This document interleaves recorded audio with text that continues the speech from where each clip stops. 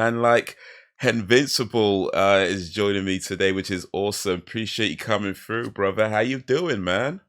I am well, Haze. Thank you for having me Mm. here. What's good, uncivilized army? What's popping? Yeah, so this is well, I guess to be fair, it's not the first interview I've ever done, but it is the first interview for this podcast. Right. So like I was saying before, we had some guests on before. We've just talked about sort of different topics, which is something I still want to keep doing. But it's the first time for the podcast where I'm interviewing somewhere, so we're just going to talk about Mr. Henvincible. We're going to talk about all things Mr. Henvincible, the things that he's into, his journey, his inspirations, his what he's about, and all of that. So I guess we'll start in the obvious place. Who are you? For the people who don't know, who are you? What do you do? And Right. yeah. Gotta. I am HENVINCIBLE. That's me. What's good, y'all? It is your friendly neighborhood content creator. I am Invincible, aka Podcast Poppy, aka Henny F Say Yay, here to say the day yay, aka soon to be Dreadlock Tanjiro. Dreadlock, what? Conjurer? Tanjiro from Demon Slayer. That's my next cosplay I got planned up. Oh, okay. Well, that was a pretty cool intro. I wasn't expecting that. To be fair, it's like they say, you shouldn't expect things, but just let the world surprise you, right? But that sounds pretty cool. I like the bringing down a microphone, because I feel like that kind of ties into a few things I want to talk to you Yes, about, sir. actually. But you mentioned Demon Slayer, and I've not seen Demon Slayer, but I believe it's an anime, right? And Yeah. I see, you got anime behind you.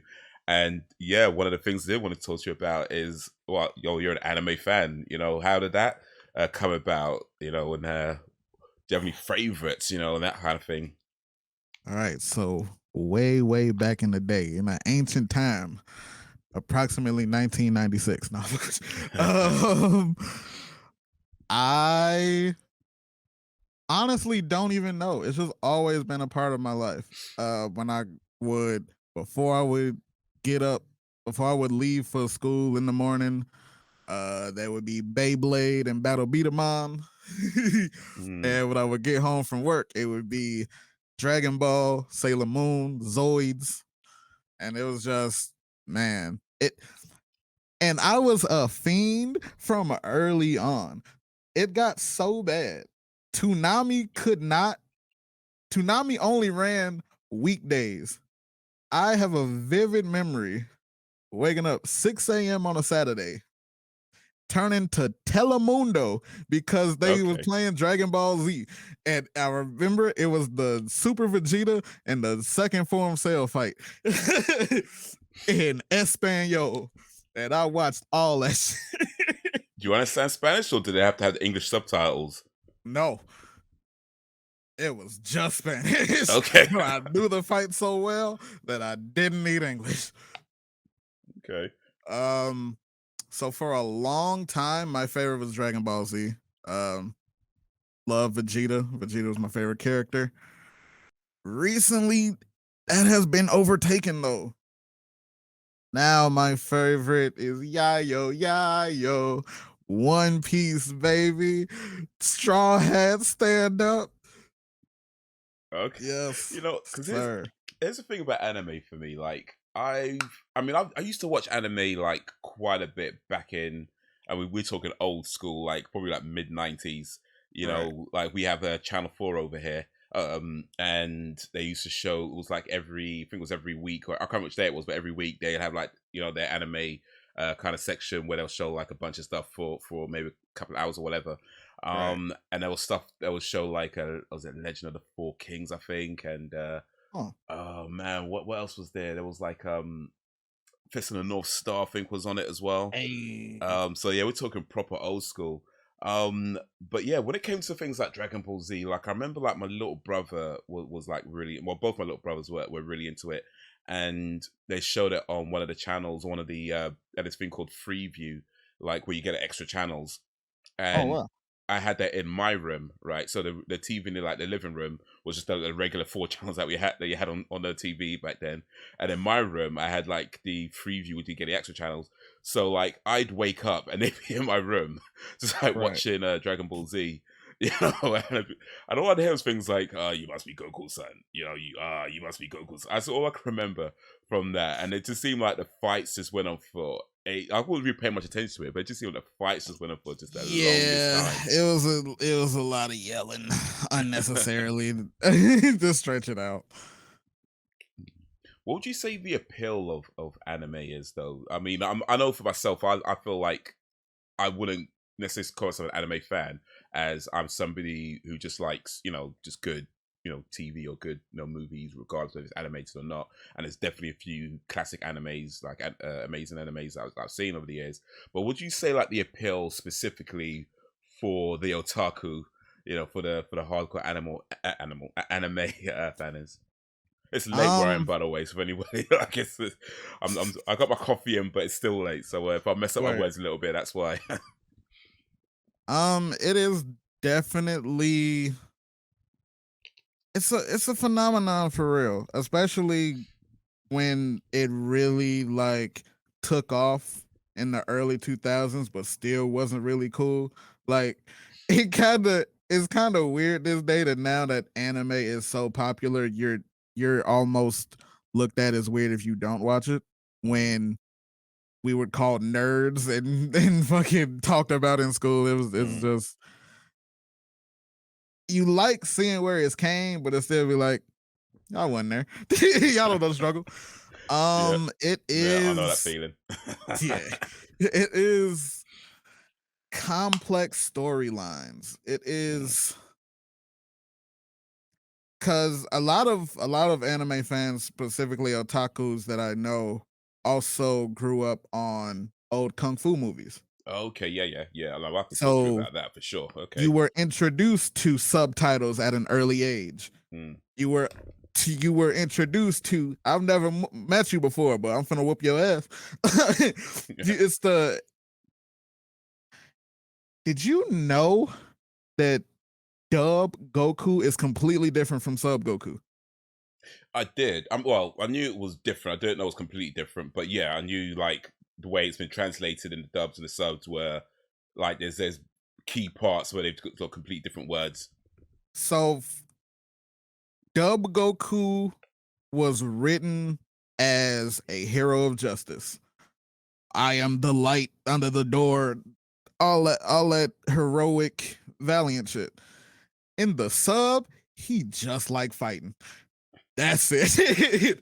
If you come to my planet, you gotta square up. That's his whole motivation, from a kid to a grandfather. So when you there's the on the one hand, it's damn, why y'all change Goku, or and I grew up with this Goku, I don't like that Goku. A lot of people have voice with Mazuko Nozawa. God bless her soul. She is the greatest. The OG voice of Goku, Gohan, and Goten, I believe. Okay. Um, so yeah, it is definitely the more adult situations. Um, and they're like us. They are kids going to school, like Naruto. They went to ninja school. Um,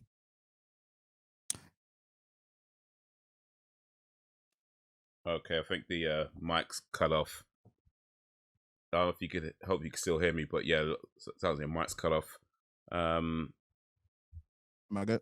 there we go. We're back. We're back. Cool. Um, a lot of anime run off the trope of a tournament arc. You got the world tournament from Dragon Ball, the dark tournament from Yu Yu Hakusho, Battle City even from Yu-Gi-Oh. It's it's watching the chronicle of, damn, you are really bad at this. To, okay, now Mm, I've gone through all these experiences. I'm a man, I'm a hero, Mm, I'm the savior in some of these aspects. And you learn a lot of life lessons. A lot of don't give up. A lot of my friends are important to me. A lot of loyalty is okay. just a lot more adult life lessons than Western animation. Mm, yeah. Yeah, definitely. I think one of the things that sort of Japanese animation has done, not that Western animation has never done, of course, but they've Right. kind of done it sort of, I believe, sort of earlier and maybe more consistently, is having animations that aren't just for kids, Yeah. or aren't just just silly stories, and without necessarily being, because I feel like with Western animation, yeah, they kind of fall into two main categories for the most part. You've got the stuff for children, and you've got stuff that's a bit more grown up, but then it's usually like dirty jokes and stuff like that, which is all Yeah. great. I don't get me wrong, I love my dirty jokes, right? But then when you look at the Japanese animation, and it's maybe more closer to like a drama, Right. like Yes. stuff like that. Because you have your ups and downs, and it's a most of the time a concise, ongoing storyline. Mm.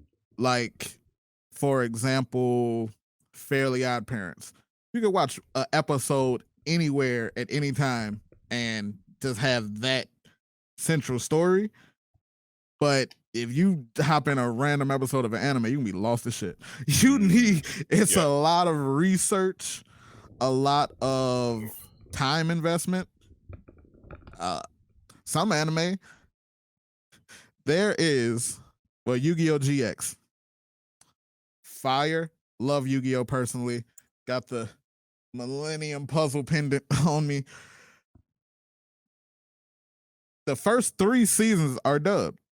Came out in America, I believe it was running about '06. The 4th season is not dubbed at all. It is only subbed and it Okay. is raw, and people die. People die in Yu-Gi-Oh! I know the dub watchers might be like, "Oh no, don't nobody die." No, bodies get caught in every season of Yu-Gi-Oh. Maybe not sevens because it's like for grade school kids, but no. Okay. So I know there's like this kind of big thing between sort of like anime fans when it comes to dubs versus subs. Mhm. Some preferring dubs, some preferring subs, but I mean, it sounds like they're almost. I guess it depends on the anime specifically, but it sounds like at least in Yes, some cases they're just different experiences watching it. completely.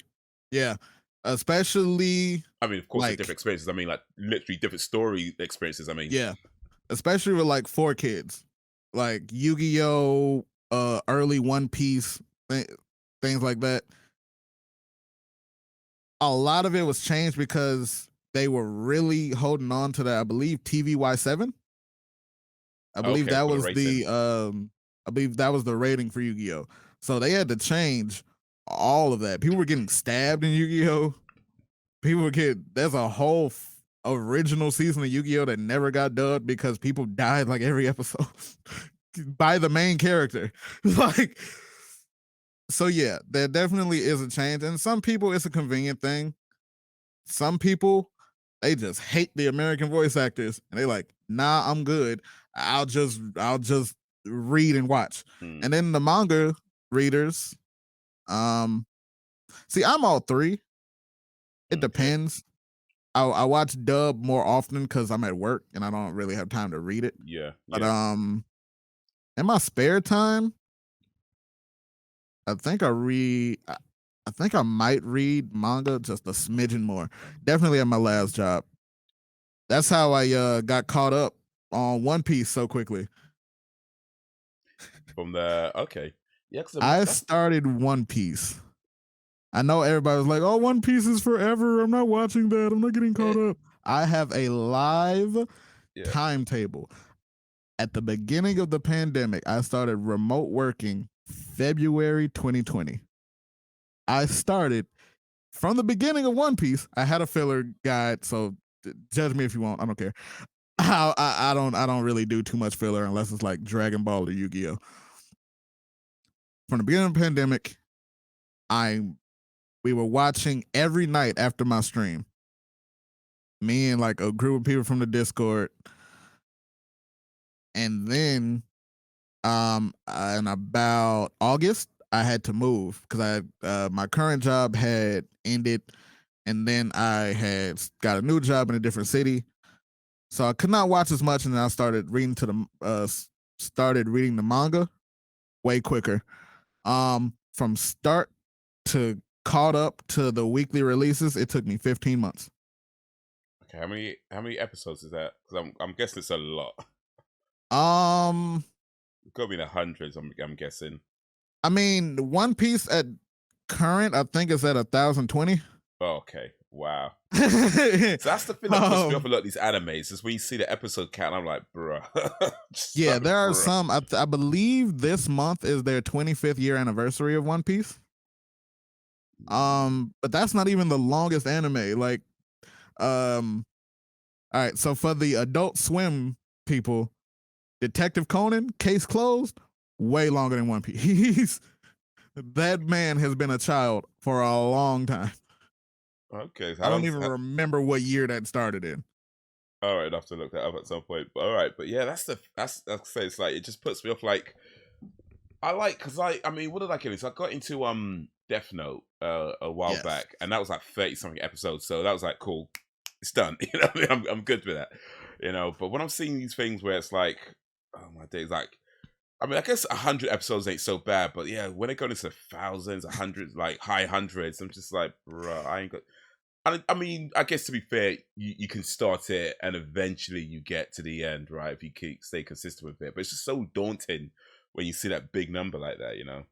Yeah, but at the same time, it's a testament to just how raw it is. Mm. The shows get canceled every day, B. How many True, times? true. Just think about in your lifetime, how many times has Family Guy gotten canceled? It keeps getting brought back, but Family Guy done got canceled a lot.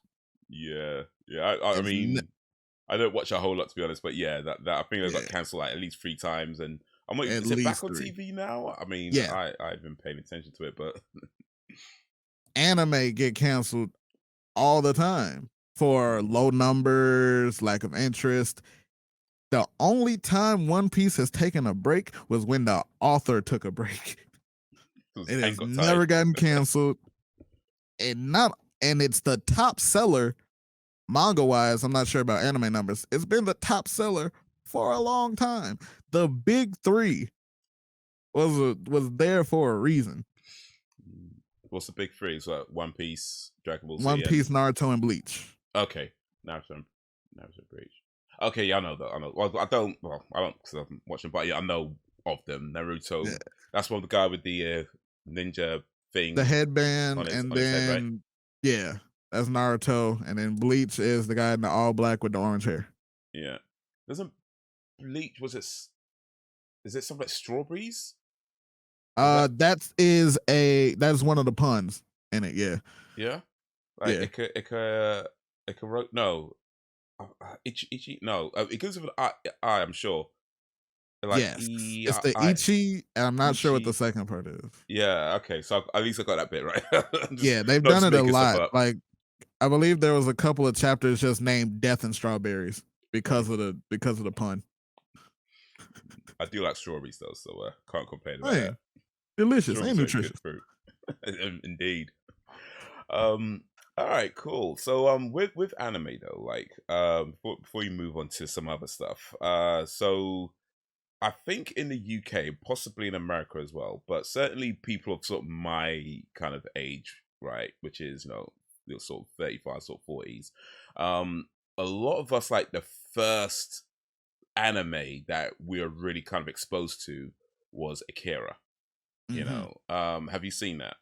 Yeah, Yeah. What do you think of Akira? Akira was trippy. Yeah. The first time I saw it was as a kid, and it's like I don't know why it just didn't stick. But I watched it like last year. Hmm.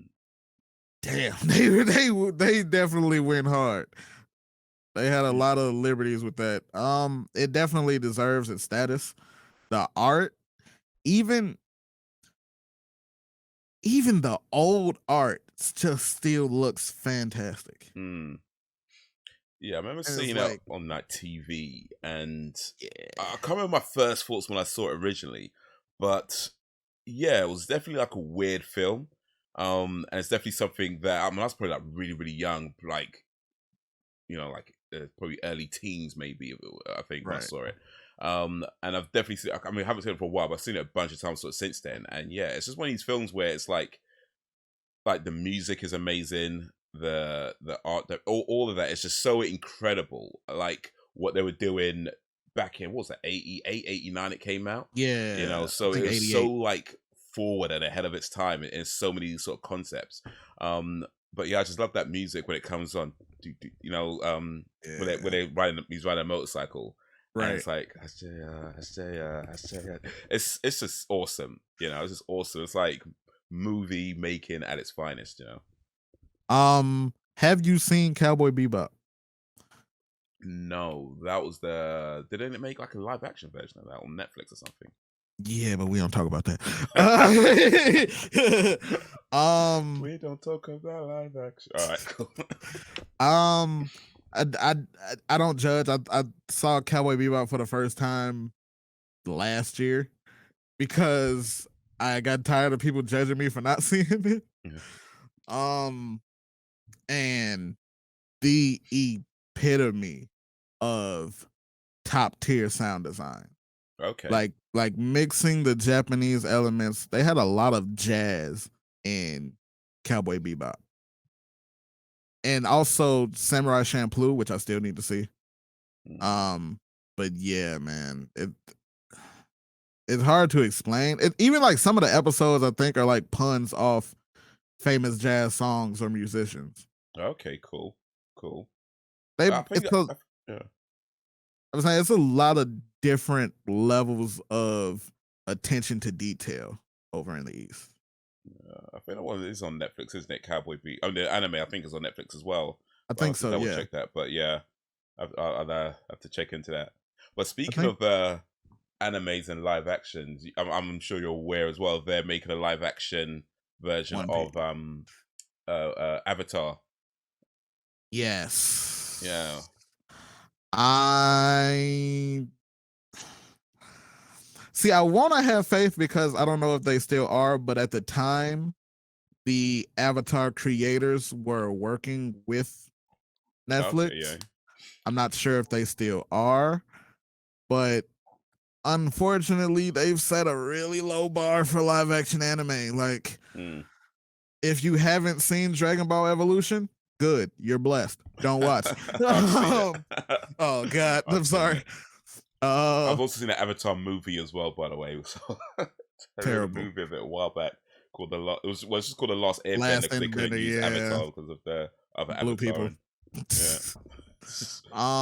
The live action Death Note, really bad. Mm, The live mm. action Cowboy Bebop got canceled, but I think the same week it dropped. um, so I will be open minded, just like with the live action One Piece that's coming out. Now I know that Oda is working on that one, so I have faith. And they cast some black people, a good number of black people. I'm definitely gonna be more open with that one, but I'm gonna give the live action Avatar a shot. Mm.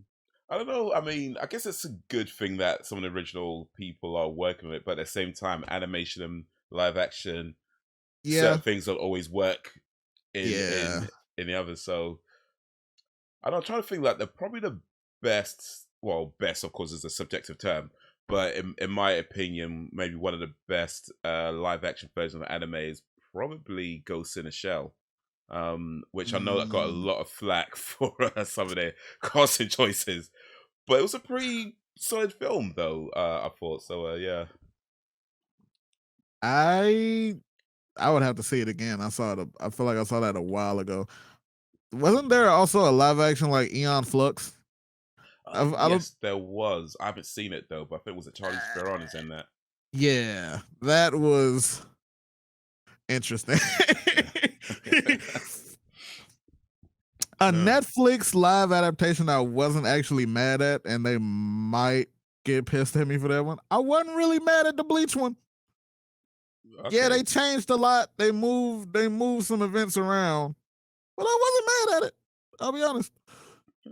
I think as long as it works, though, isn't it? Like, it doesn't have to be exactly the same as the original, of course, but as long as what they Yeah. do overall works for Yeah, the in the production context of and the just film.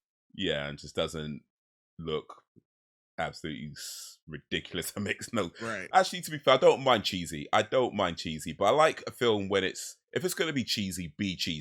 You know what I I mean? want some high quality cheese. Right, Like exactly. don't give me Kraft, give me Gouda. You know what I mean? Right, you know what I mean? It's like, if you're gonna be cheesy, go all out, like Sharknado. Just like embrace the cheese and just go for it. You know what I mean?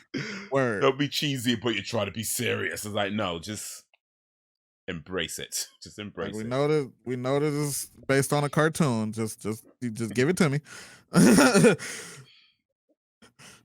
All right, so from one fandom to another fandom. So yeah, I noticed that you're a wrestling fan, or I guess AEW. I don't know about. I put WWE in my notes because I kind of assumed that everybody who watches wrestling watches WWE as well. But I guess you're more of an AEW fan by the looks of it, because you had the AEW's at TNT belt on the thing. And let's see. okay, we gotta get some demonstrations. Cool.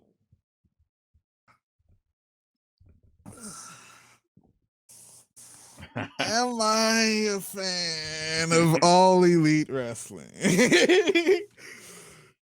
Yes. Yes. Yes. Yes. Funny. Speaking of some low quality cheese. See, I was a WWE fan for a long time. It was my first introduction to wrestling. From there, I branched out. I remember watching SmackDown on UPN. But the older I got, man, it just seemed like they really stopped caring. Some of the logic stopped logicking. Yeah. Some of the stuff was just done for the sake of a swerve, I guess. And then 2019 happened.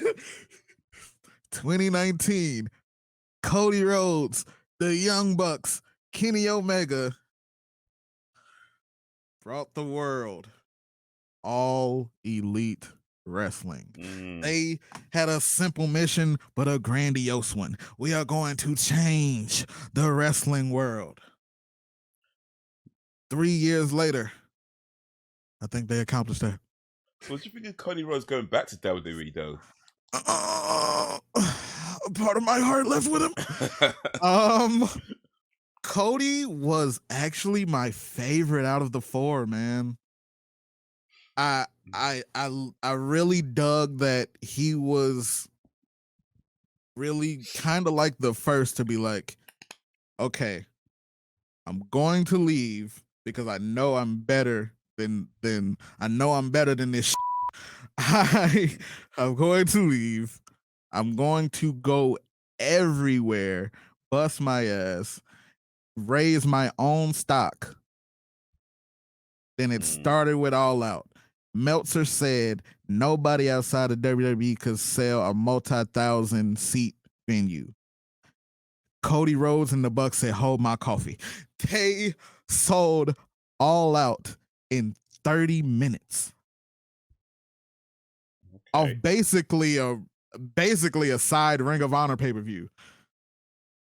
And it's just, he's definitely the most WWE out of the four EVPs because he was the only one that was there.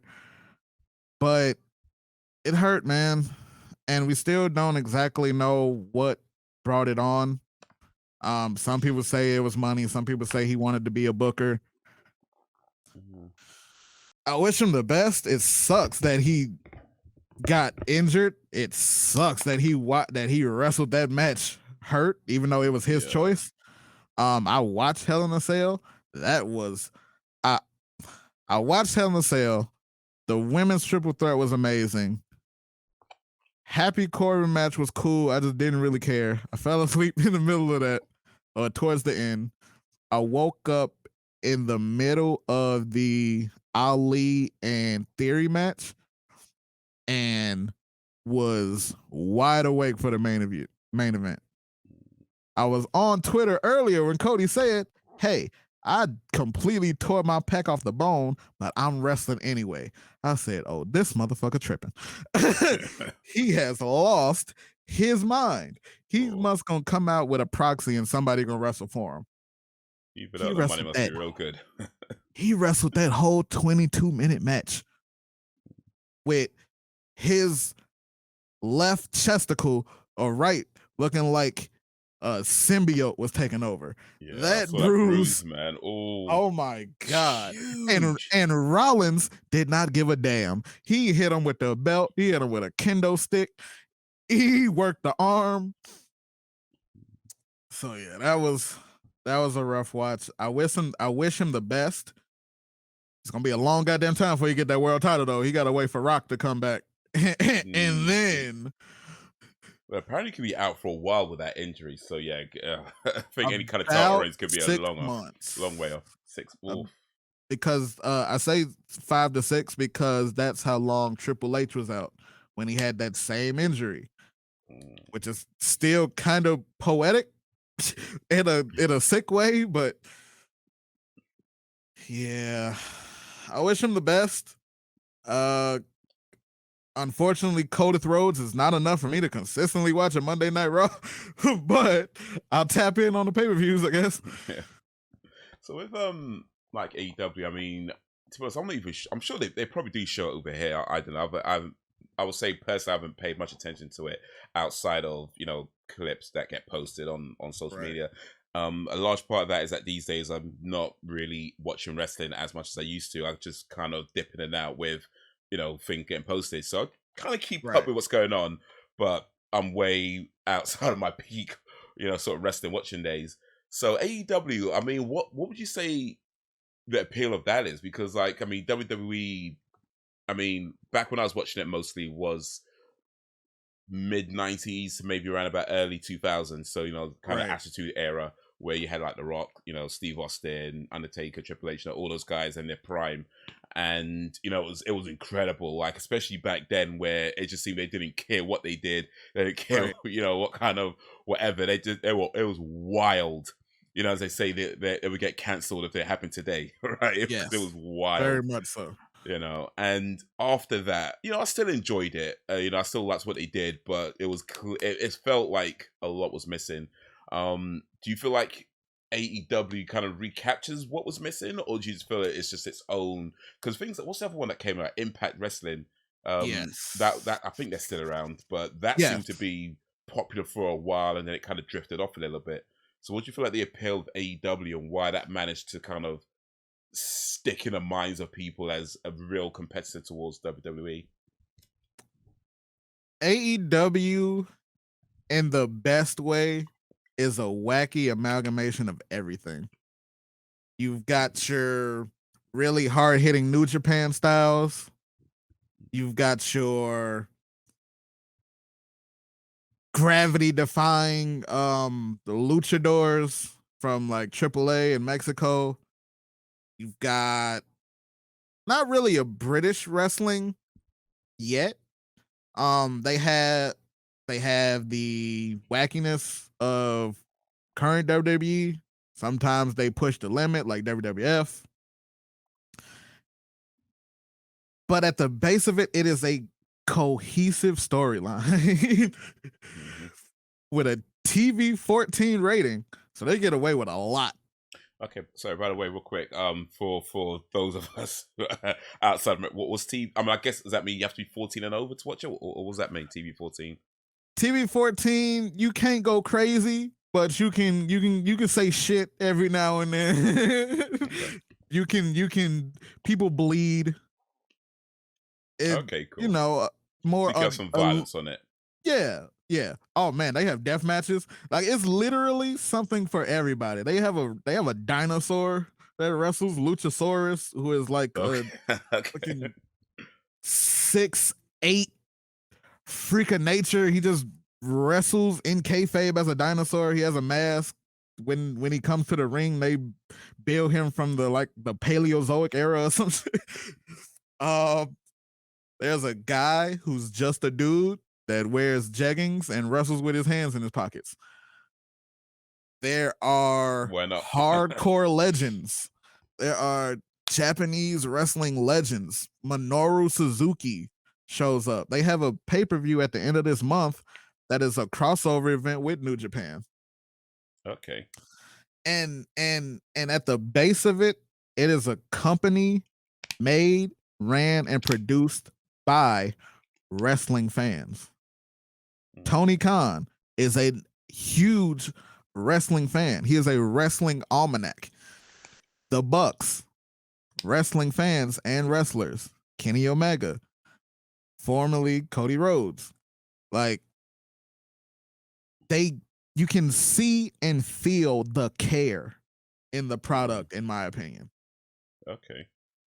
I did hear that with some of the wrestlers who went from WWE to AEW, some of the things they were talking about were things like healthcare, and Yeah. apparently WWE doesn't have a good healthcare package or No, some good insurance or something like that. The doctors in WWE have on record, not no slander, on record have put the needs of the company over the needs of the wrestlers sometimes. Like, whatever to just keep you on the road and keep you moving and stuff.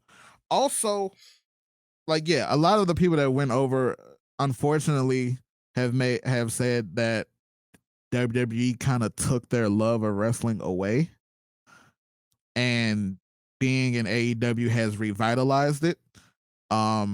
Their AEW World Champion CM Punk took 7 years away from the business because of WWE, and he came back because of AEW. Specifically, how they treated the memorial episode of one of the wrestlers that had passed, and he said that was enough. Brody Lee, rest in peace, Brody. And yeah, it's just also the wrestlers get more time off. Like, in WWE, you gonna see more than likely the same match from the last pay-per-view for the next 3 weeks on Raw. Like, it's a lot of repetition, a lot of on the road. AEW doesn't really have that road schedule other than the televised. They don't really do live shows like that. The wrestlers get time to recuperate, so they don't have to take a long time off. Most of the wrestlers don't wrestle week to week, or if they do, it's on like a different program. It's like one of their YouTube shows. Okay. So you get a chance to be like, oh man, he wasn't on. My favorite wasn't on this week. I miss him. Okay, he'll be back next week, more than likely. Yeah. And don't get me wrong, AEW has made some missteps, made some mistakes, but they have built up enough equity, enough good faith with me that even through the rough stuff, I'll be like, all right, I'll see it through. Got to see it through, my boy. Yeah. No, I think I mean, just from what you said and sort of comparing it to, like, places where I've worked, I kind of feel like a lot of companies, like you said, about putting the needs of the company over the needs of, say, the employer or your staff. A lot of companies do that in some way. And one of the things that I've always kind of, well, I'll say always, but at least for a while now, believe that, a happy employee is a productive employee. And if you're treating your staff well, if you're taking care of your staff, then your staff will take care of your customers. Yes. And from what it sounds like, is from what you're saying, is that AEW kind of take that kind of philosophy as well. Take care of your wrestlers, and they'll do the best show that takes care of the wrestling fans. Whereas WWE seems to be more like trying to, like, give the fans what they want. What they think they want. Yeah, right. But the problem there is that the wrestlers maybe get tired, they get injured, they can't work, or maybe they're Burnout. working through injuries that they should be recuperating from. Right. Getting pumped up on a whole bunch of stuff that where they should be, doing something else. Um, I think there's like something in our say collective society where capitalism where it gets so focused on what makes money that Yeah.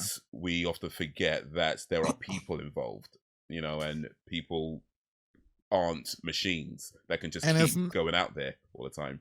and with with WWE, the from wrestlers themselves, the mindset is not even that the company is necessarily telling you, no, you got to fight through it, you got to keep working, Hmm.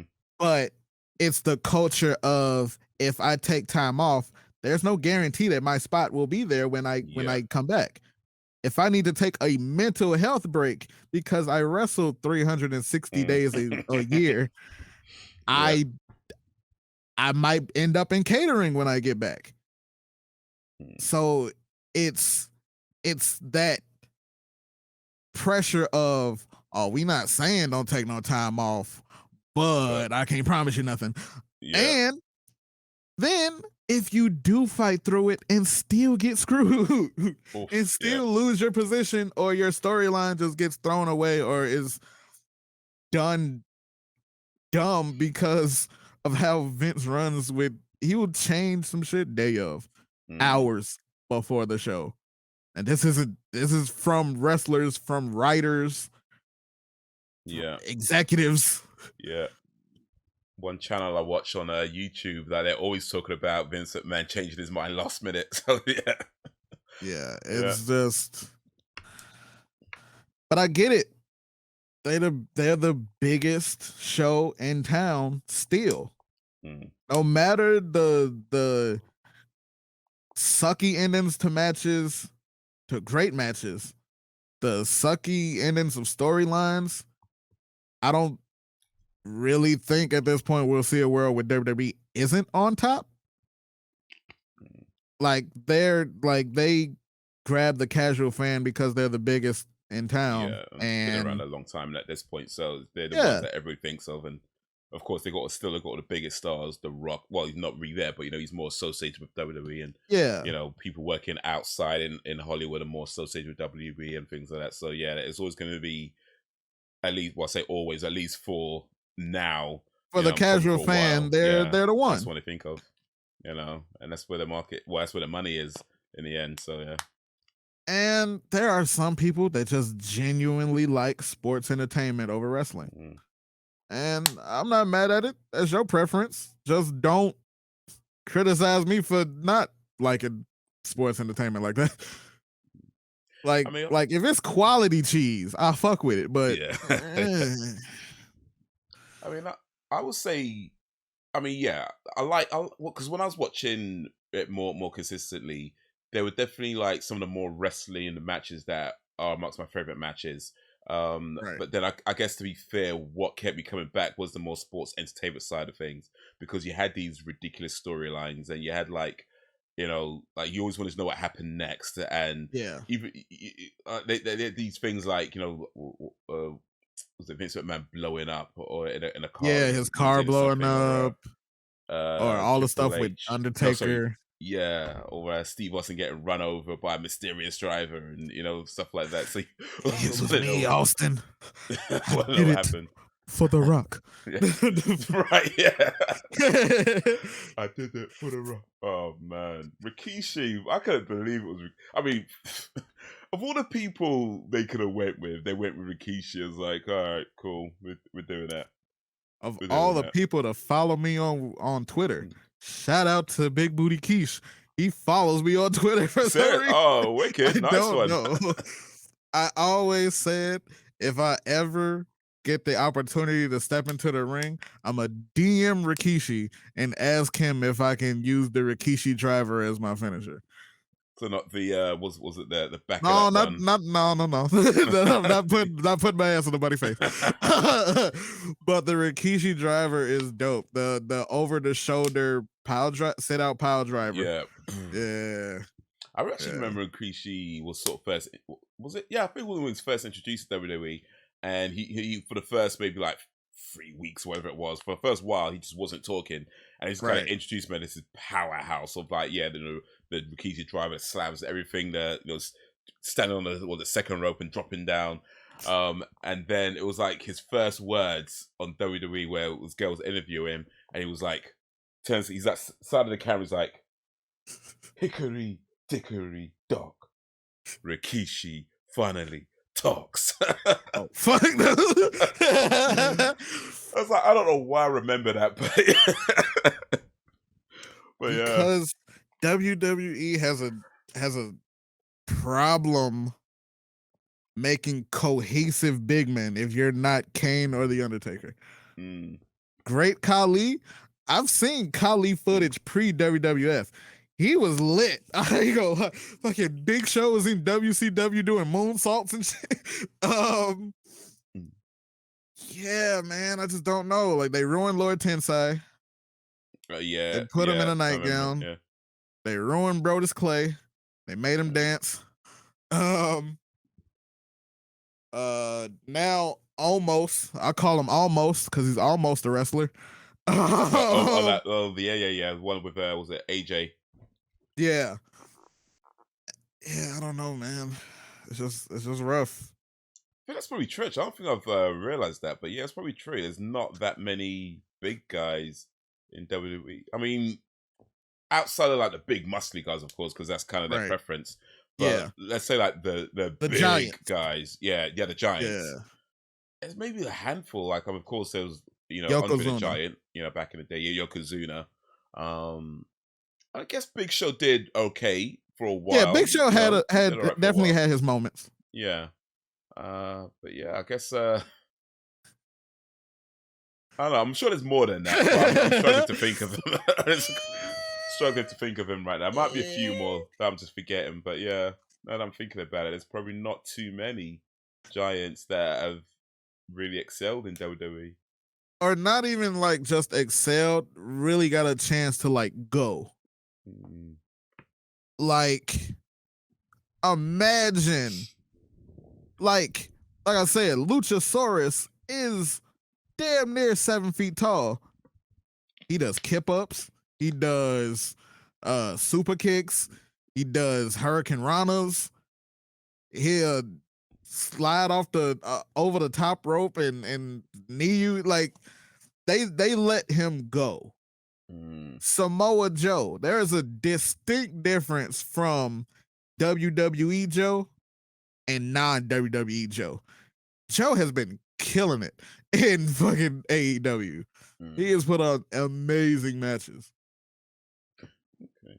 All right, so before we move on from the WWE, let's ask this sort of wrap that question. So with Impact Wrestling, TNA that became Impact Wrestling, I feel like one of the reasons why that started to take kind of a downfall is because it effectively started to make the same mistakes that WCW did, where they just like threw a whole bunch of money at some legends and hope they carry the show. And it was people want to see kind of more of a mixture. People want to see the young guys excelling and not just jobbing to the old guys all the time. Indeed.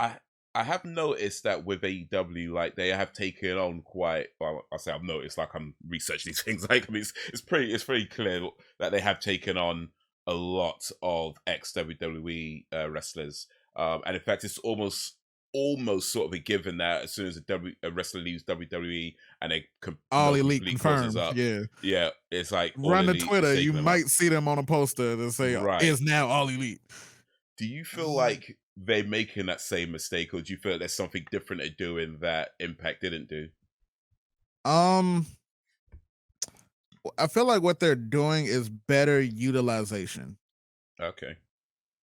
Yes, there's a lot of WWE guys, but there are a lot of WWE guys that weren't used well. A lot of them that were released from their contracts for budget cuts, even though the company is reporting they made more money than they ever have. Mm. It's people that really just want to wrestle. They just want to wrestle. They don't need to be world champ. They don't need a whole lot of time. Let me get 10, 15, and let me go put a show on for the fans. Also, it's important. Impact ain't had that bread. Tony Khan got Tony Khan pockets fat, baby. Yeah. The biggest, the only reason they're in the red currently is because of the video game department. Now the AEW game to come out, that shit might be stink. But that's It more looks a so bit on trash, to the be honest, but it looks can be deceiving. Well, it's just come yeah. out. Well, it's just out. Nah, yeah, it do. It's It looks but like I don't 1998. You know what I mean? Like, it's like, I what mean is this? to a degree that's kind of what they were 2005, maybe. going for. They were definitely going for more of the no mercy layout, but Okay. apparently it's just been a whole lot of issues with Ukes and them wasting money, not allocating the money to resets, not resets, assets, and reportedly poor utilization of Kenny Omega. Um, as you all know, Kenny Omega is a huge game head, really big, mainly in the Street Fighter scene, and he's currently injured. And while he's injured, he's been dedicating his time to the video game department, and apparently they've just been like wasting his time, kind of. No. So, but it's also too late to pull the plug on it, especially with them saying, "Oh, this is gonna launch late September." I don't really know about that one, Chief. Mm. I want to say I'm gonna buy it and support anyway, but don't hold me to it. Yeah. Don't hold me to it. Gas is mean, really high. I might need that 60 on something else. yeah, it's like it's. I mean, when it comes down to it, it's like, bruh, you want to Yeah, support certain things, but when it's like when you talk to for that kind of money, it's like, you know what? Maybe I'll wait for the discount. Or I'll wait till it's on a sale or something. Like, but I hope they work something out because I would love. I I took a strong stance. I said I am not going to buy WWE 2K22. Unfortunately, that game fun as shit. So I still have not bought it. I played it for the first time this past weekend. It is really dope and really really, fun. At the moment, I'm still sticking to my guns and I'm not gonna buy it. But damn, that made it rougher on the AEW game.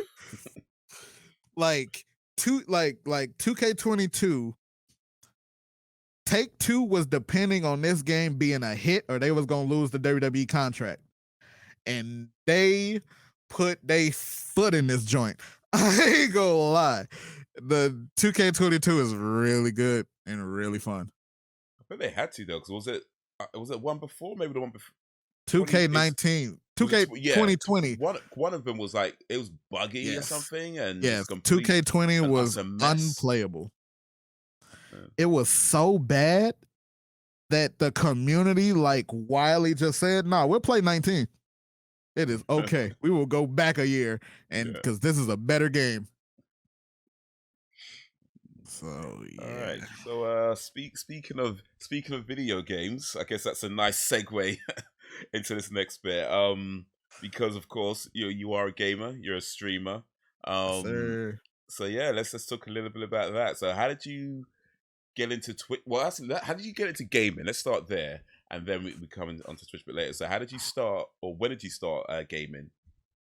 I started gaming in 96. My first game console was the Sega Genesis. And my first two games I had was Larry Bird basketball and Sonic the Hedgehog pinball. And I sucked at basketball, so I played the shit out of that pinball game.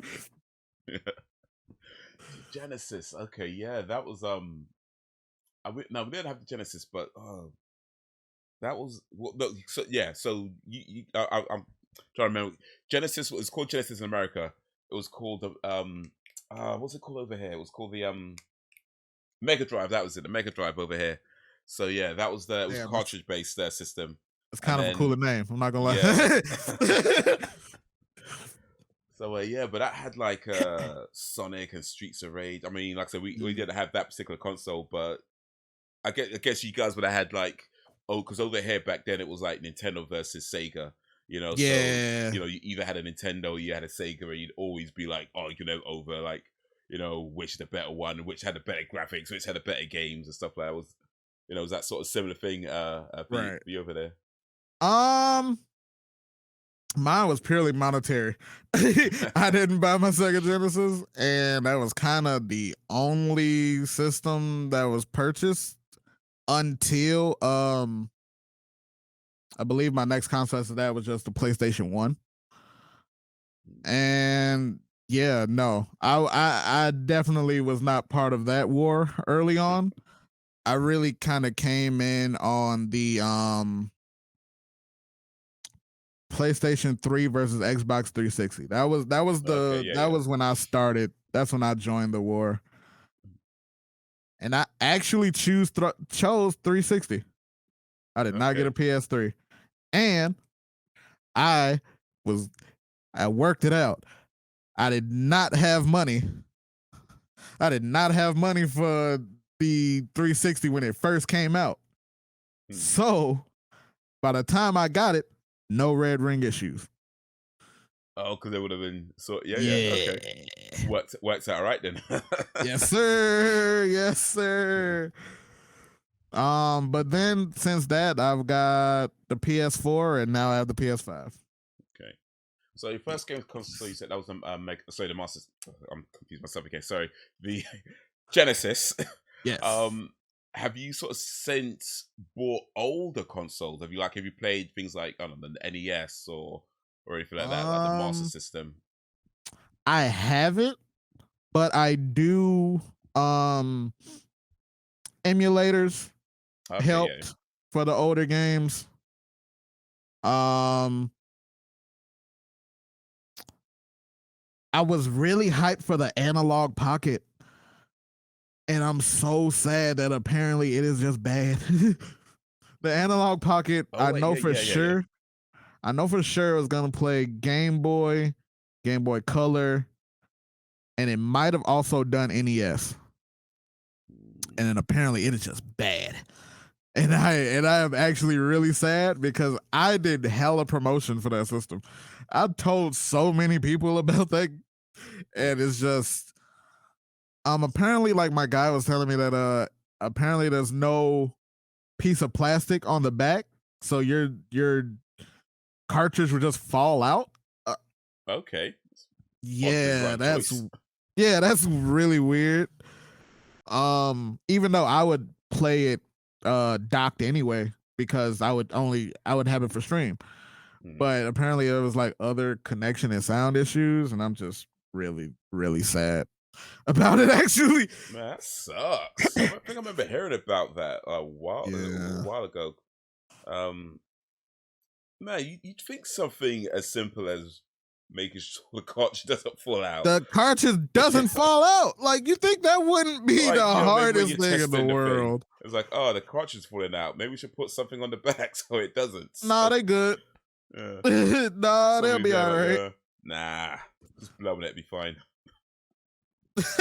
Just blown. Okay. Super unfortunate.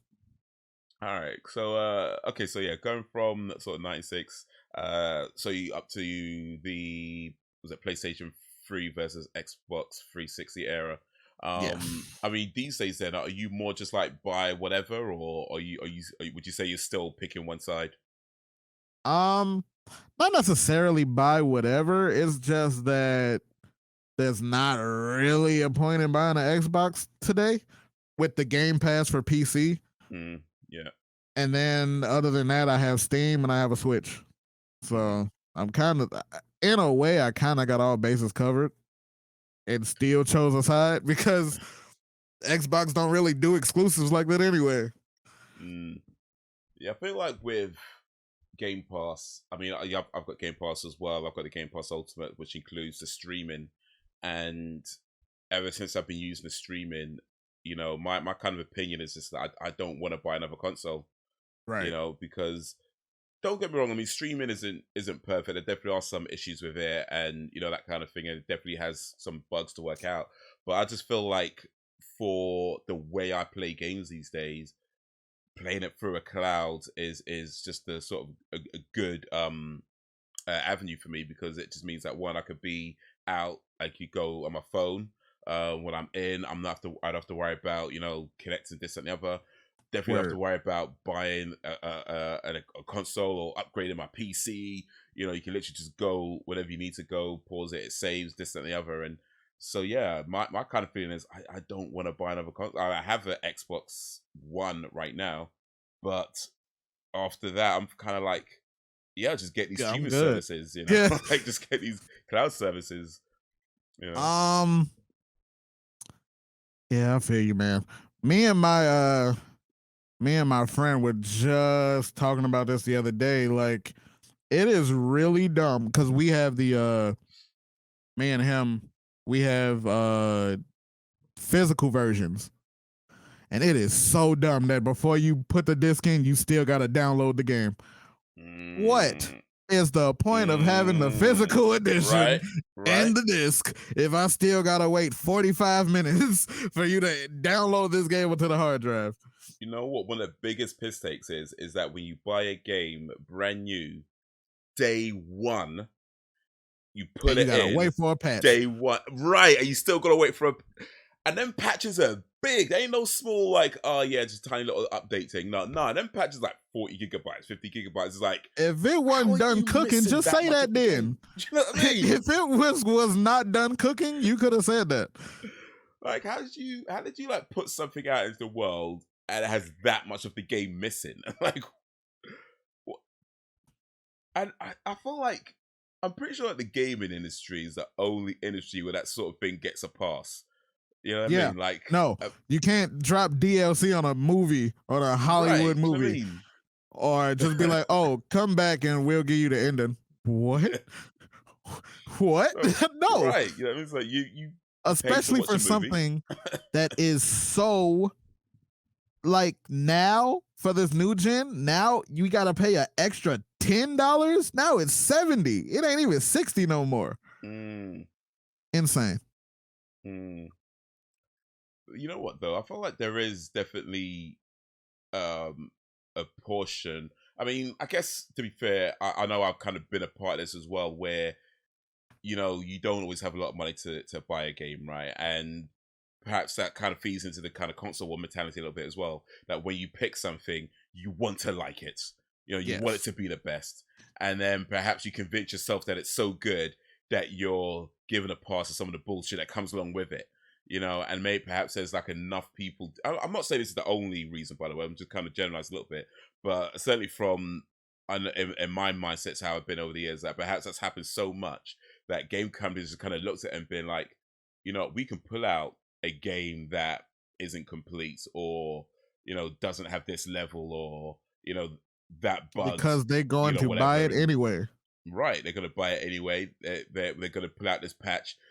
And then of course there's been some really bad examples of that with what was that one, Cyberpunk. Yes. Like, how long that take to fix? I think they fixed Disgusting. it recently. Like, when did that game come out? I Recently, think they only like just fixed it 2 months recently. ago. Right. And they showed that game when at the Game Awards of You know what I what mean? year? Like 2019, I think. Do you feel like that's something? Trifling, Do you feel but like it that's something happens. that? Yeah, do you feel like that's Like, something that's just going to continue though? Like, in the gaming world, are we just going to? Where companies are just going to keep putting out these games, or do you feel like we will get to a point where no, people just be like, nah, we can't be putting up with that. We can't. It's just going to have to stop. Or how do you feel about the way that sort of trend is going? I I don't know, because technically they just slapping a new label on it and just saying that it is that, oh, we're making a live service game. So Yeah. it's never really complete. We're going to continually not finish this Yeah. Yeah. and then put out a sequel. But wait, you ain't finished this? Don't worry about it. Buy something new. Or don't buy it. It's free, but we gonna microtransaction you to death. If it does get better, it's gonna get worse before it gets better. Mm. That's a good point. I guess yeah, how you package it. Yes. It could shape how you think about it. Because if you call it a live service game or you call it, I don't know, whatever, then I guess your mindset is that it's just gonna keep getting these updates from time to time. Has Fortnite even put out their story mode yet that they were talking about at the beginning of the life of the game? Okay, isn't that what I mean? I've barely touched Fortnite, to be honest. I've maybe tried it a I few don't times, play. but I sucked at building. Now that they took building right. out, I might go back, but I haven't gone back yet. But I don't think that story mode is out yet, honestly. I've only got a mode called Save the World. Yes. Is that not story mode then? I Or think is that it something is, else? but I don't think that's finished. I think it's only like a little bit. All right, all right. So But you it's know what though? like, Would say with Fortnite, I really like what they do with it in terms of like the concerts with like yes. Ariana Grande and also one Travis Scott and these kind of events that they have in the game, and there's all the different characters and skins that you can buy from different universes, and like what was it like Spider-Man and Master Yeah. Chief and all these different characters, John Wick, so I feel that's really cool. But yeah, I just can't get into that game. I just when I played it, I was just like, it's just yeah. I I wish I liked it. believe now Fortnite has passed. Don't kill me, fighting game sweaties. I feel like Fortnite has passed Smash Bros as the most collaborative product. Mm. Like they drop a new collab every 2 months. Like that Naruto collab was huge. That almost made me go back. I said, I'll learn how to build. Fuck it. This is dope. Yeah. The John Wick stuff is dope. The DC and the Marvel stuff they've done is dope. Mm. I just wish I liked battle royales more. I'm just not really Right. a That's battle royale guy. like, man, can they do this in a game that I can play, like that I can actually Yeah. enjoy? They have to do sort of what the one game, well, not the one game, but you know what? It's a super popular game. I'm trying to like it. They got all this cool stuff, and oh man, seriously, I wish However, I though, liked the game. I wish I liked that game, yeah, but bruh. I know you and Bunny talked about multiverses. All right, yeah, I yes. listened to that episode today, and I want you to know All Elite Wrestling is a Warner Bros. production. Okay. People, join me in my petition to get Kenny Omega in multiverses. Here's my top 3 picks. I need Kenny Omega, I need CM Punk, and I need Sting. If they give me any or all of those, I can die happy. Well, for what I'm understanding about multiverse is that could be a real possibility. Yes. That They could be a got Game real of Thrones, possibility. man. Throw me a bone. You know what I mean? Let me do a One Wing Danger on somebody. I mean, how many like Warner Brothers productions are there? Like, I mean, this company's been around for what 100 something years, or I don't know how long, but it's Yes, certainly a long sir. time. So I don't it's even know. possible. They surprised me with some of the inclusions, but more power to them. Indeed. I don't know if that's gonna be the next Smash, but I couldn't get in the beta. I tried and I couldn't get in. So hopefully I can check it out when either they do a closed beta or when it drops. But I know that the community support was really crazy about it. Like the gamers came out for that. So as long as they reward the players for going crazy about their game, it's all good with me. Indeed. So with that though, like so as a gamer going into like Twitch streaming, like for you, what was the sort of reason? Like, what was that catalyst that made you go from okay, I'm playing these games and I like these games. Now I want to put myself in front of the world whilst playing these games and chat with people, and deal with all that stuff that comes with streaming. Like, what was that process like for you, or what was that journey like for you? Um, to to get where I am today, I attribute that to 5 people. For the actual inspiration to break into this world, I have to give it up to the Black Hokage, Okay. Run JD Run, and my guy Sensei CJ. Seeing how they elevated the game to the point where you're coming here no matter what game I play, because you like the vibe, you respect the content that I give out, and you're just here for a good time and bonding and chilling. And from watching them do their thing, starting out on YouTube with TBH and JD, to switching over to Twitch because they told me about Twitch because they would plug their Twitch at the end of their YouTube channels. So those 2 in particular are why I even made a Twitch account. And then I love this origin story because it's so real. How I met CJ is I was watching TBH. It was the day that Naruto Shippuden Storm 4 came out. TBH had just got off, and I still wanted to see some Naruto content, and I was like, all right, let me go in the directory. Yeah, let me see if I can find another brother. That was dead ass the motivation. And I found CJ, and that was like 2016. And I've been a part of his community ever since. We met in person. We roomed together at TwitchCon. That is my guy. He gave me the camera I'm using right now and my first mic.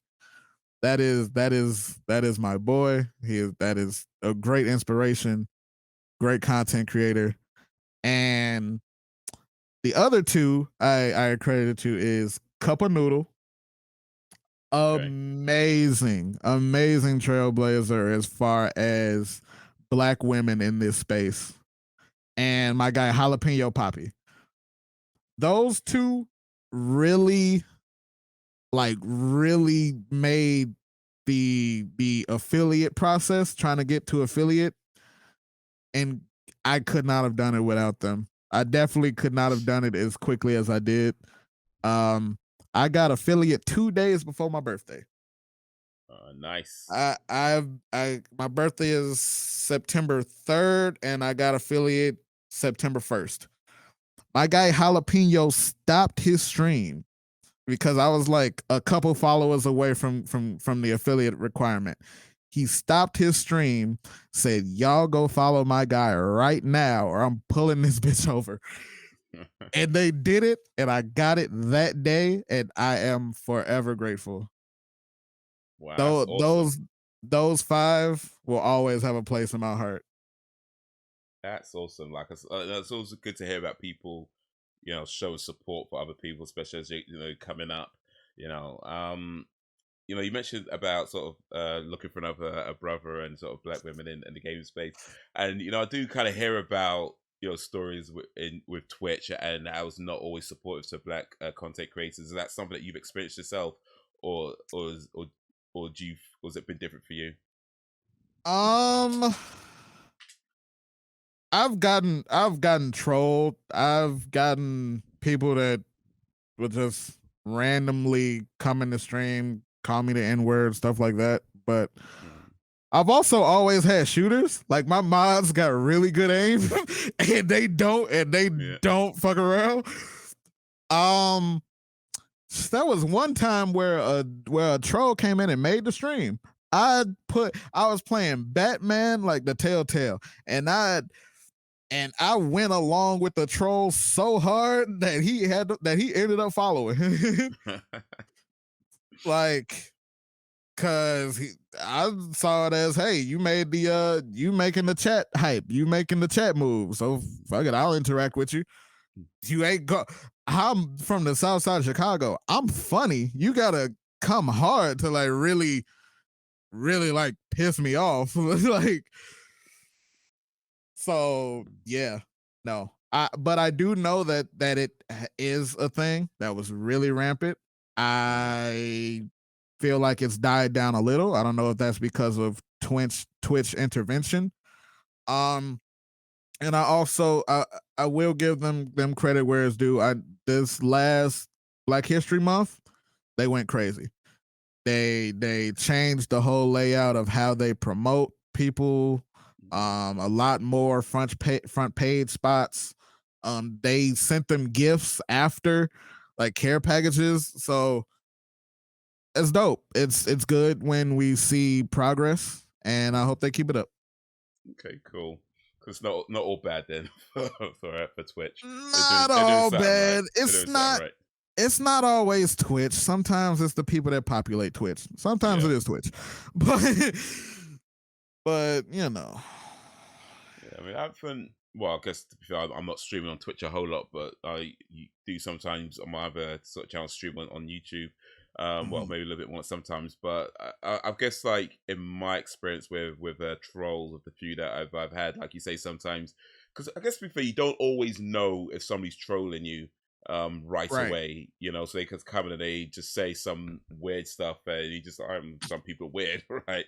So you kind of go along with it, and then by the time you kind of realize that they're trolling or they're trying to be rude or whatever, depending on what kind of mood you're in, you know, you could be like, all right, okay, let's see all what right, you got. I'll interact with you. Yeah. But yeah, I do find that, at least again in my limited small time experience, that oftentimes a good way dealing with trolls is either ignore them completely, or treat them as if you're kind of you know, treat, I don't want to say like seriously, but Back to like, wrestling, treat it like it's a work. right, you know what I mean, kind of like you're so like kind of unaware that they're trolling, you know what I mean. So they're saying some stupid shit and you're just like, oh, so, you know, try and answer it in a way where they're now forced to try and answer that question, Right. and just, you know, In getting on character. the right. That's what I guess I was going to say. Like, in that character. Is your improv skills better than mine? Let's see. You got him. Let's see. But yeah, I mean, Twitch. I do like Twitch. I do watch quite a few streamers on Twitch, and I think, you know, I mean, I guess it's just weird for me because like I hear about, I guess similar like with TikTok as well, which I've kind of been on a bit in sort of recent months. There's like a lot of complaints about, you know, it's not supporting black creators, but I go on TikTok and my timeline is mostly black creators and mostly got it recommended to me. So it's kind of like I hear the issues and I want to be supportive because you never want to be that guy who just dismisses something because you're not seeing it. But then it's kind of like, yeah. I definitely feel that. I had to take a pretty sizable hiatus in 2020. And with that, I kind of just fell out of the loop of a lot of things. A lot of, I guess, Black Twitch issues, a lot of Twitch issues, period. I remember there was a big, like, Me Too situation with Twitch, like, I believe the previous year of that. Just a lot of creeps got exposed. But, yeah, no. With that, I believe that might be just like algorithm cultivation. Like, you don't know what you don't know. Yeah. And unfortunately, that can come off as, I mean, it has a negative connotation, but it's just ignorance. That isn't your reality. Yeah, it's just literally well, no. Yeah, and then you don't know it, and yeah, until you do know it, All right, yeah. Would you say then Twitch is in your experience more positive than negative, or more negative than positive?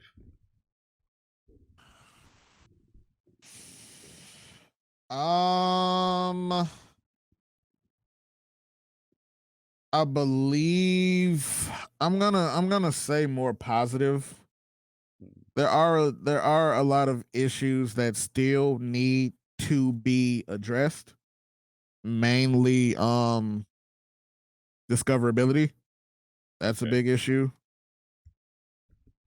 But I know people that make a living off Twitch, off Mm, their communities.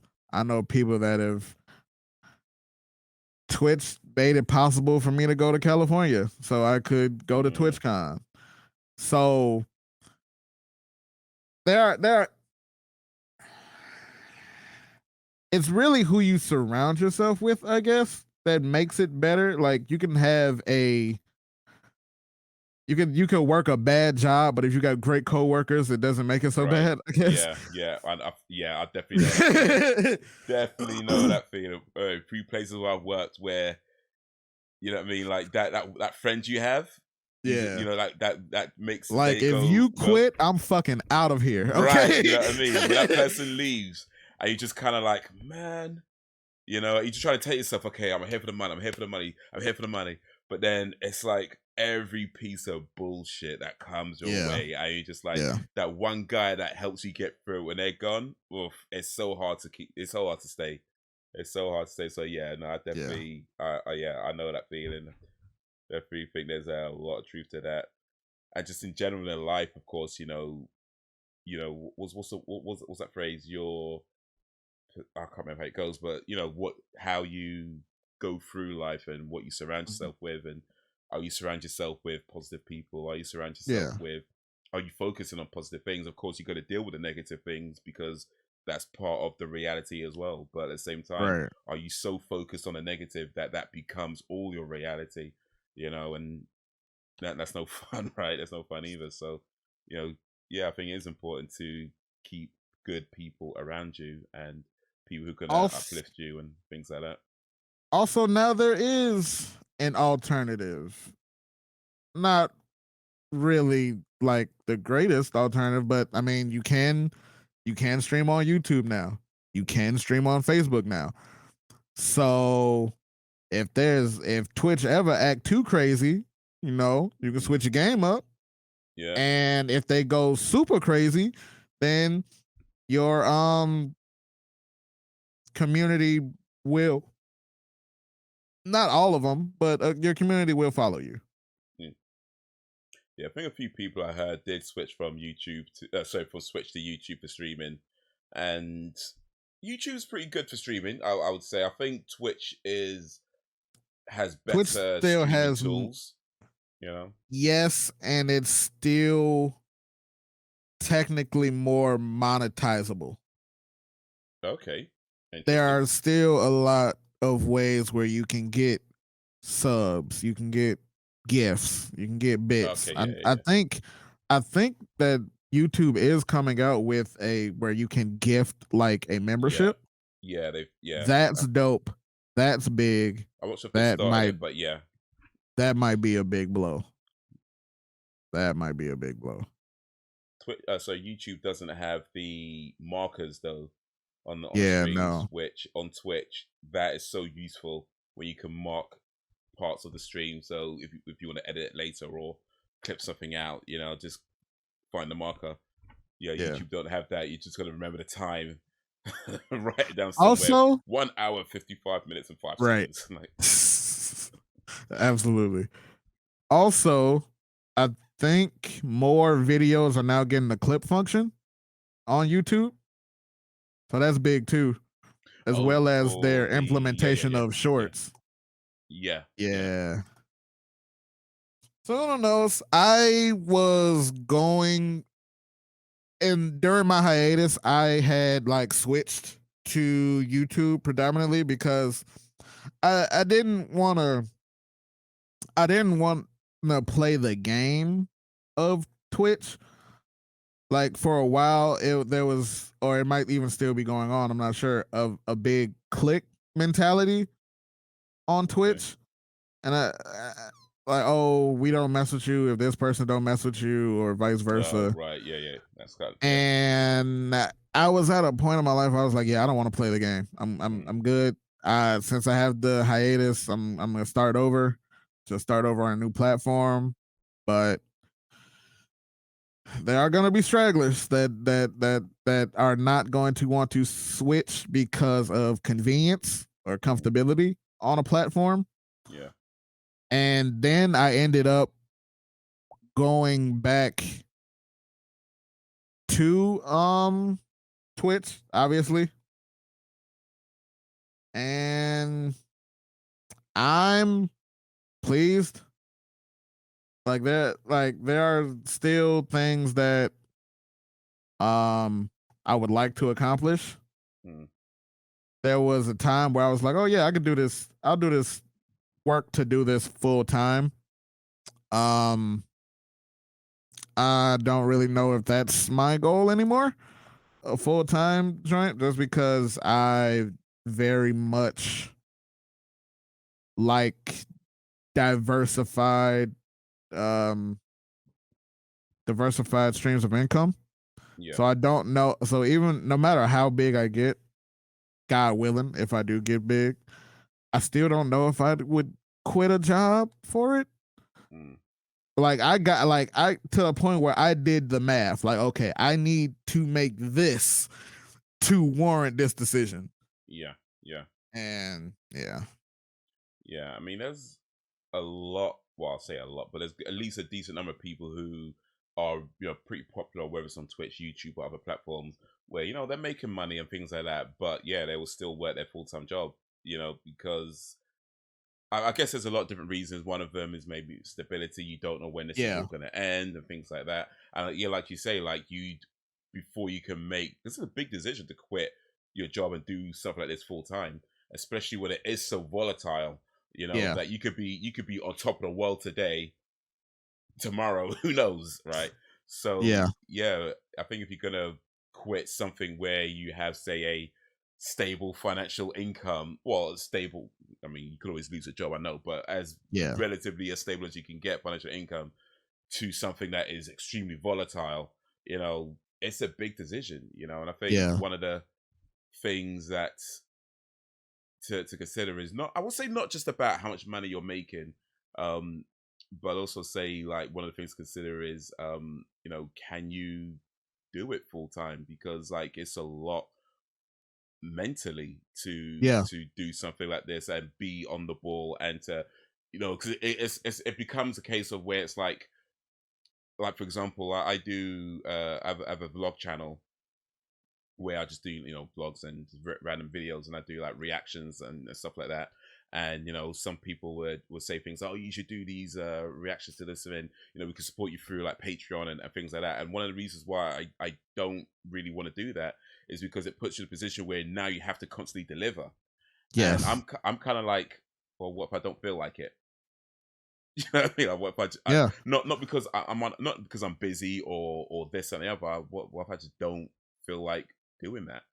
What You know what I if mean? I like, not only like what if I'm just tired, but there are, so like I've always put myself in the position to be a variety streamer, Hmm. because I know streamers that went the one game route and then ended up hating the game, and then you cultivate an audience around this one game that now you Yeah. cannot fucking stand, and you either gotta fight through it because this is where your bag is, Right. or you then have to transition, and not everybody is going to follow you through the Yeah. transition. Because they want to see that game, they want to see that thing, and it's when you're not doing that thing. Yeah. I'm gone. Yeah. That's why that it is great. I feel fulfilled as a variety streamer no matter what Mm. my level of success is, because if you come to enough streams, eventually you just gonna come for me because you're gonna Yeah. be a part of the family, a part of the community. I feel like, well, of course, community is the number one thing. Mm, My favorite rapper is Lil Wayne. At the end of most of his shows, he makes it his business to say, "Hey, y'all love me, y'all call me the GOAT, but I ain't shit without y'all." mm, And it's the exact same way. Your favorite content creator, streamer, podcaster, vlogger, comedian, voice actor, all of that, we would be nothing if it was not for the community and the audience that supports us. yeah. And if to the people listening, if your favorite people in any of those categories have not told you thank you, charge it to their head and not their heart. You are appreciated. No, definitely. I think it's very easy to forget that sometimes, and there definitely is a balance to be struck between, like, pleasing your audience, especially if you are doing it for a living, pleasing your audience, Yeah. but also staying true to yourself, which doesn't always match up. I think the Right. way you're going about it, though, I think that's a good way to do it, because it does put you in a better position where if people come to you, they know you might not play this game, and you might play another game, and if they're coming more for you and your personality because they like you, then whether you're playing this game, that game, or another game, or a game they've heard of, a game they don't even like themselves, they're Yeah. coming because they enjoy, what you're doing and what you're saying, and your general vibe. And I think if you can build around that, um, yeah, that's a good way to do it. Of course, I'm sure it's You not still not gotta play. You easy, still gotta right? play the game sometimes. Could take a It's while, a and slower growth for sure, mm, but quality and not quantity. mm, It's the quality of the growth, even yeah, if it's slower, is more yeah. fulfilling. 100%. And one of the things I do believe as well is that you can't be in a rush to get to the top. You see all these videos about how to make it on YouTube, but they all pretty much say the same Yeah. thing about finding your niche and Consistency. doing this, which is all good advice, of Yeah. course. But at the same time, it's if you go too fast too quickly, and then you find yourself in a position where now you have to keep delivering this thing, and like you say, you may not want to do it, you may not feel like doing it, or maybe you want to do it, you just don't want to do it in that way, and it's a lot. You see a lot of The people burn out quickly, because they what's the saying, the brightest flame burns quickest, so yeah. The yeah. the biggest example of that I've seen in recent history was Berlizzi.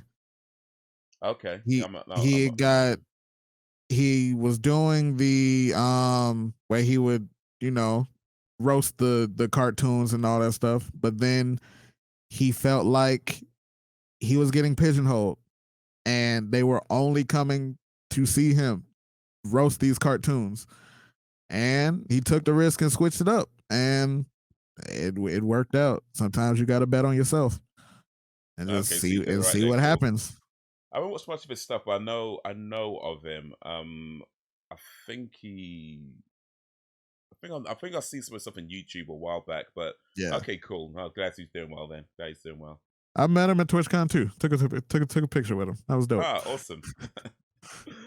um, all right, so that feels like a good place to start wrapping up, though. But perhaps just one more question. Actually, no, two more questions. Actually, real quick. One, then and maybe a short one afterwards. Because you did mention Lil Wayne was your favorite rapper, but in my research of you preparing for this podcast, I thought Drake was your favorite rapper. So you're not you Drake, Lil Wayne. Um, but technically that's the same family, so it ain't really Yeah. no beef. Um, there was a time where Drake technically was my favorite rapper, but even then, I would always say, yeah, Drake is number one, but Lil Wayne is number zero. like, Okay. like no matter what, Wayne is above all. Mm, Um, Drake is still up there. I think I find myself listening to J. Cole more now, okay. but Drake was the flavor of most of my college years. And in my college years, I had girl problems and Drake had girl problems. I would Mm, turn up sometimes and Drake would turn up sometimes. It's just for Like he even said it in one of his recent songs.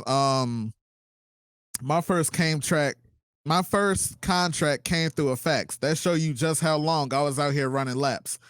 He has been on top for a really long time, since '09, really.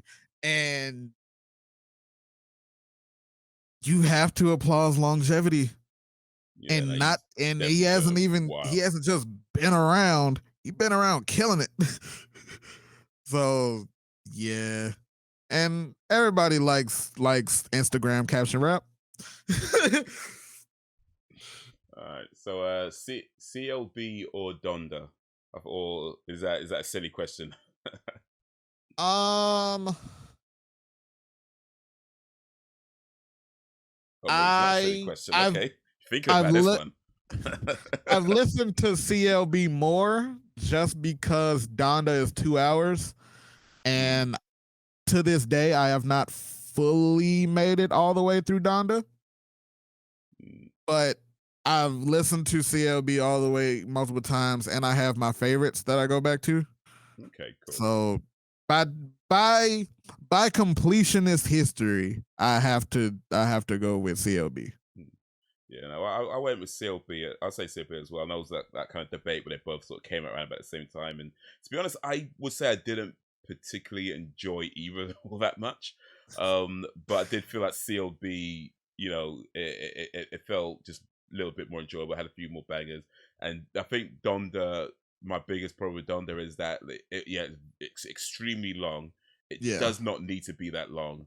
A lot of the and some of the songs songs are the on their same, double. right? It's just repeating the messages over and over again, and it's like, bruh, come on. I heard you the first 1,000 times. Like, you could say something else now. But it was just boring, and yeah. But Donda 2 on that thing that what was it? Whatever you released it on, I'm not even gonna bother with that. But you have to pay like 100 and whatever, $200 Yeah, or some no, no, nonsense. no, It's no, no, like, no. I'm nah, not doing that. yeah, allow And that. unfortunately, this is past the LimeWire time because I was on LimeWire trapping, boy. But yeah, no. So I've had no way of getting it. And I think he had like a release date. I mean, like a party release date. I could not stay up for that shit. He was like 4 hours late, and I had to go to work the next day. Yeah. Look, I'm gonna catch you later, Kanye. Mm. All right. So, last question then, because it's something that piqued my interest as well, because I noticed when I was reading through on your Twitch page where it said top tier puns as something in your streams, and I happen to be a big fan of puns. They're amongst my favorite type of jokes. Puns, dad jokes, dirty jokes. You know what I mean? Word. That's pretty much like 90% of me, right? So, Yeah. what are some of your best puns that we could end I on? I don't even know because my best material is reactionary. Okay. Like my best puns have come bouncing off somebody else's idea. Like like I have a group of friends where we just make like just play an acronym game. Like oh, we'll see a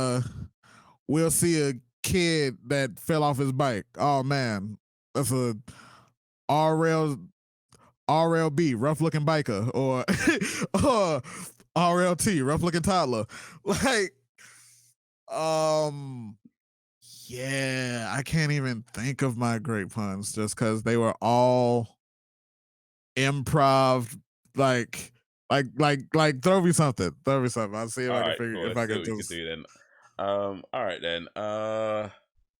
Let's see then. All right. Here we go. This empty water bottle.